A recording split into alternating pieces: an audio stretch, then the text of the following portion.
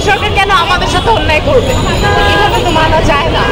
আমরা রাতে ঘুমাইতে পারি না, বাসায় রেড করা হয়, বাসার থেকে ছাত্রদের তুলে ধরে নিয়ে যাওয়া হয়। যারা আমাদেরকে মারতেছে তাদের কাছে কিভাবে প্রোটেকশন চাবো? আমরা প্রোটেকশন রাষ্ট্রের কাছে চাচ্ছি। শুধু আমরা স্টুডেন্ট না, সাধারণ জনগণকেও মারা হচ্ছে।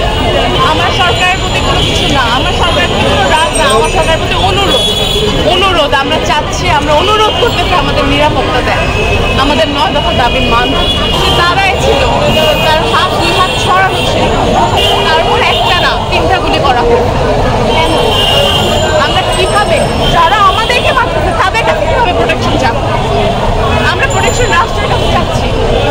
শুধু আমরা স্টুডেন্ট না, সাধারণ জনগণকেও মারা হচ্ছে। মহিলার মতো লোয়ার ক্লাস জায়গাগুলোতে শ্রমিকদের উপর যেভাবে অত্যাচার করা হচ্ছে, কোনো খবরে কি পাচ্ছেন আপনারা ভালো মতো? পাবেন না, কারণ সবকিছু ব্ল্যাক আউট করে রাখা হয়েছে, সবকিছু পসিবল না। আমি যে আমার ফেস এখানে দেখাচ্ছি, আমি জানি না আমি কাউকে ঠিক থাকবো না। আমরা জুলাই 1 তারিখ থেকে কোটা জুড়ে যেভাবে শান্তিপূর্ণ আন্দোলন করেছি, এটা শান্তিপূর্ণ আন্দোলনই থাকবে। আমরা রক্ত দিয়েছি, রক্ত দিয়ে যাব, কিন্তু আমাদের 9 দফা দাবি মানতে হবে, আমাদের সমন্বয়কে ছাড়তে হবে, আমাদের ইনস্টিটিউশন খুলতে হবে, শিক্ষার্থীদের পরীক্ষা যে স্থগিত আছে সেটা চালু করতে হবে। Students are the backbone of a nation. আমরা এই রাষ্ট্রের ভবিষ্যৎ। আমাদেরকে এভাবে আটকায়, আমাদেরকে এইভাবে খুন করে রাষ্ট্র চালানো যাবে না, রাষ্ট্র চলবে না। আমরা নিরাপত্তা চাচ্ছি। সবার কারোর হাতে আপনি কিছু দেখেছেন? আমরা কেউ আমরা কেউ আর্ম না, আমরা কেউ আর্ম হবো না। এটা শান্তিপূর্ণ ছিল, এটা শান্তিপূর্ণ থাকবে। আপনারা থানায় যাই একটু দেখবেন কতজন শিক্ষার্থী ওখানে আছে, কতগুলো শিক্ষার্থীর বাবা মা ওখানে আছে, কতগুলো শিক্ষার্থীর নিখোঁজ আছে। মিডিয়াতে কোনো কিছু ভালো মতো ছাড়া হচ্ছে না।